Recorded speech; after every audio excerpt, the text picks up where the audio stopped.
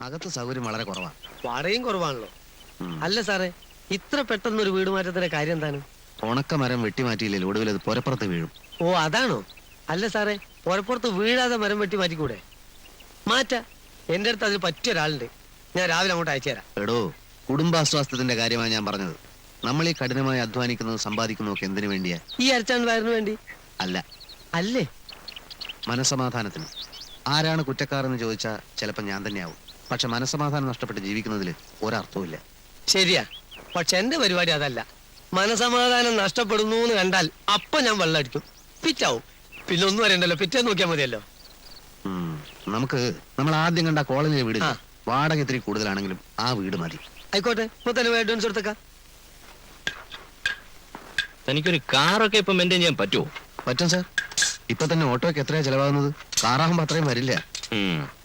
ഞാനിപ്പോ ഇത്തിരി ടൈറ്റില്ല. ആ സാമുവലിന്റെ പേയ്മെന്റ് അത് ഒരെണ്ണത്തിന് വില പറഞ്ഞു വെച്ചിരിക്കുക. മാസാമാസം സാറ് ശമ്പളത്തിന് പിടിച്ചോളൂ. ആ ഏതായാലും താൻ ഉച്ചയ്ക്ക് ഓഫീസിലേക്കോ? എന്തായി?